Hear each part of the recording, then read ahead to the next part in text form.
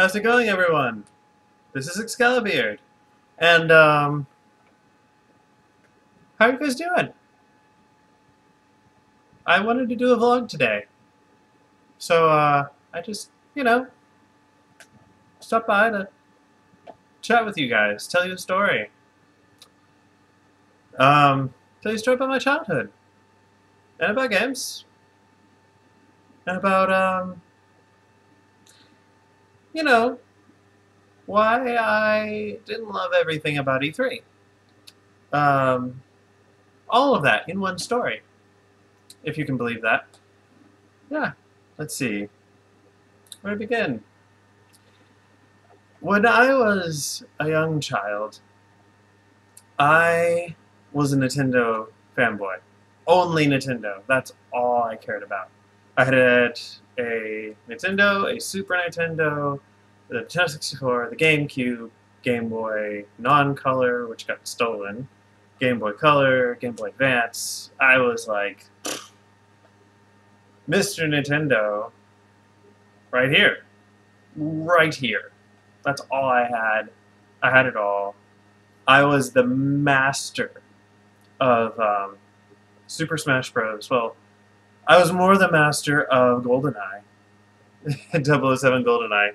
If you guys remember that, if you're old enough to remember that masterpiece of multiplayer fashion, okay.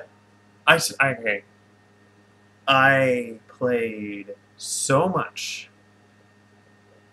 007 GoldenEye that I could beat anyone in my neighborhood like 3-1. And that sounds ridiculous, but I'm being serious here. Now, again, I'm not saying I was the best player ever, by any stretch of the imagination.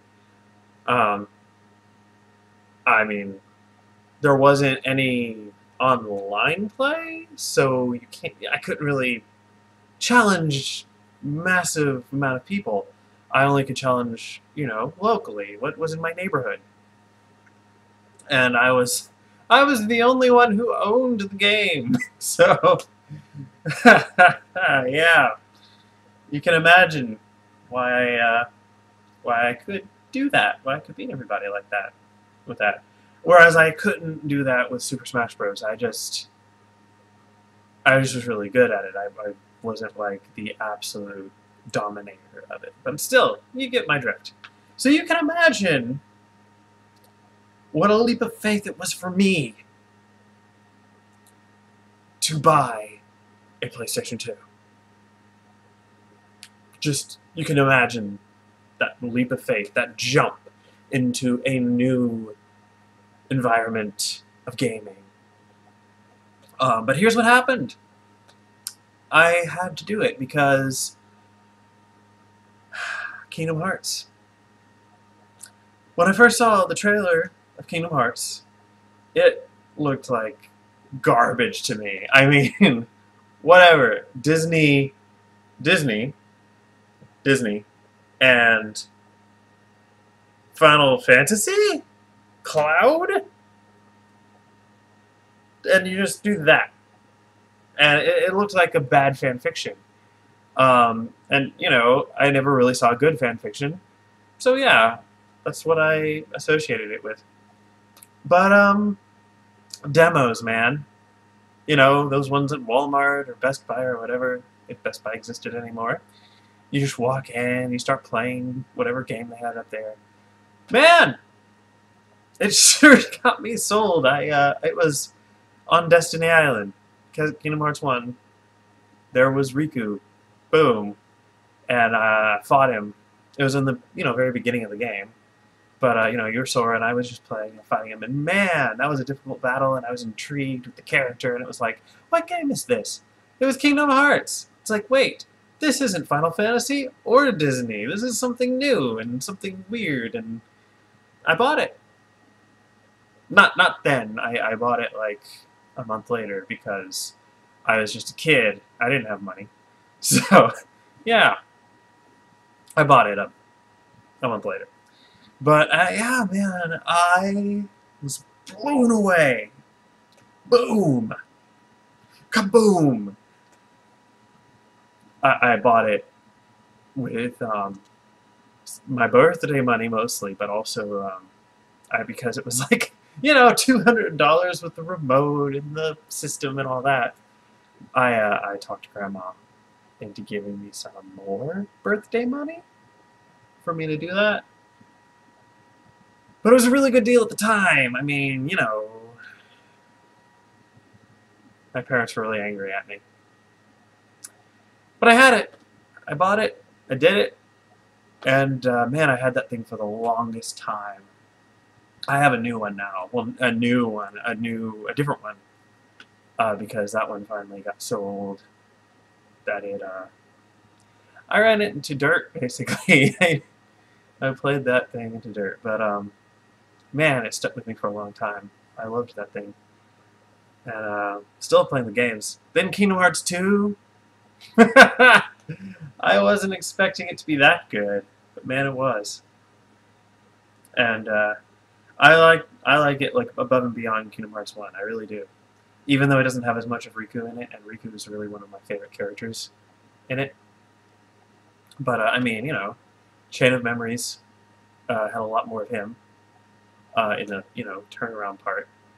So yeah, it's like everything was going great for me, and I bought other games for the PlayStation 2, but not that many more. It was really my Kingdom Hearts machine. But man, something happened. Something very sad happened for me during all that. You know, I was one of those guys, you know? I was one of the guys who were, like, piecing all the story together, you know, meshing everything, connecting the dots, doing my best to, like, get the most out of it I could. I'm an old man now.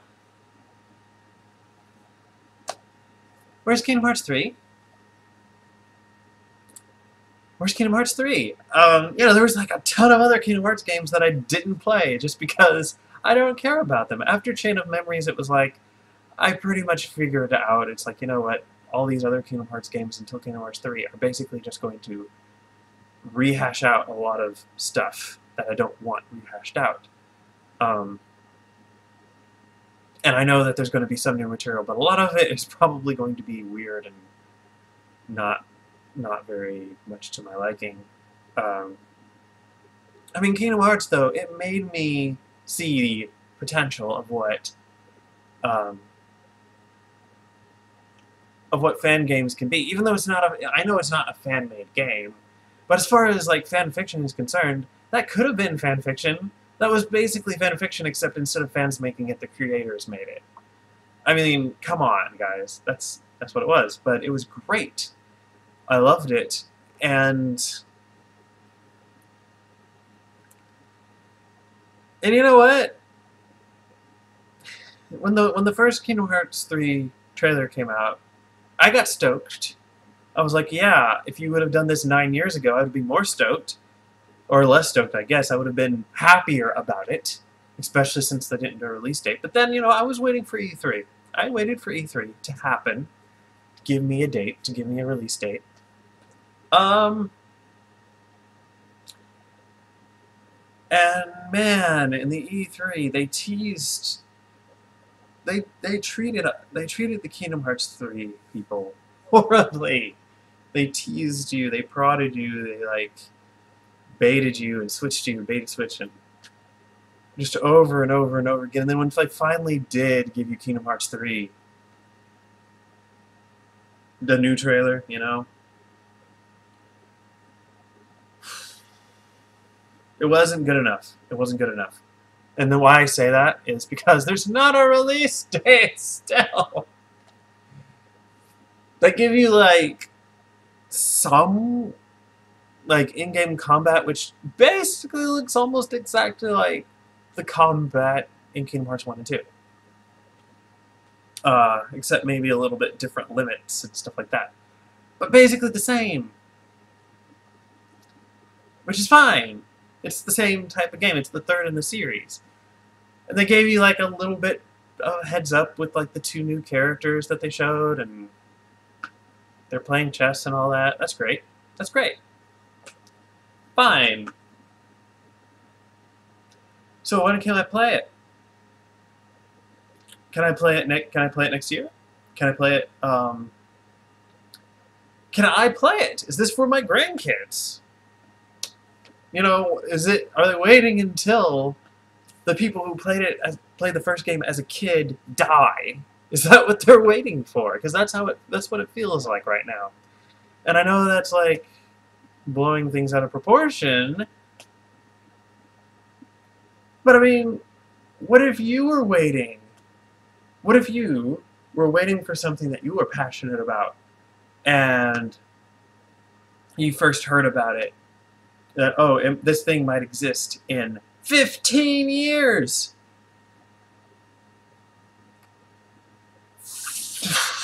I mean, come on.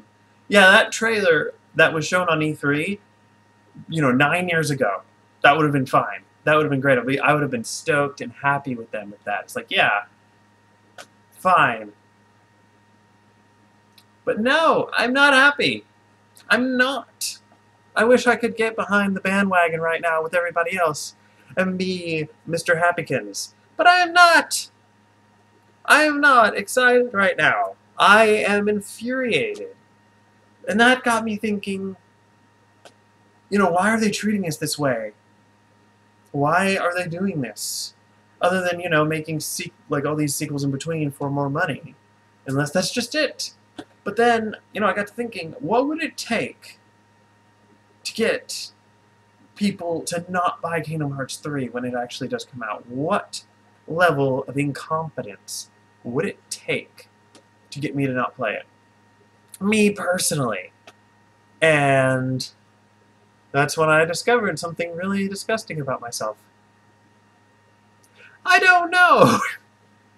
I mean, if they ruin Kingdom Hearts 3 and make it into trash, I don't know what the fan base is gonna do. I don't know what the fan base is gonna do with that.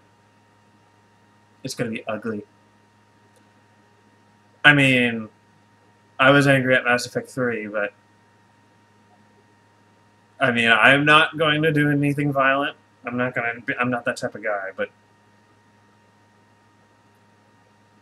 there are those out there, I am sure, that Square Enix is going to have to watch his backup. I mean, if they're gonna treat us like garbage, and then they make garbage,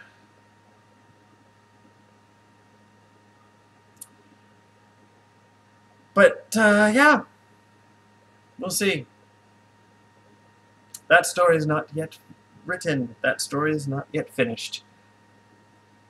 Unfortunately, that's kind of the point of this video, I guess, is to rant about how this grand journey that I've been traveling, and many people have been traveling with Kingdom Hearts, is just not ready yet. So yeah, that's it. I hope you liked this video. If you did, leave a like. If you disliked it, leave a dislike. I don't mind. If you want to rant with me, or if you want to say, hey, come on, what's the big deal? Talk to me. Or you can talk about anything. Just leave a comment and just say whatever you like. Like, why is your face so pink? Or, why do you not shave more regularly? Why do you let things grow on your cheeks? Or whatever. And I will see you in the next video. Salute!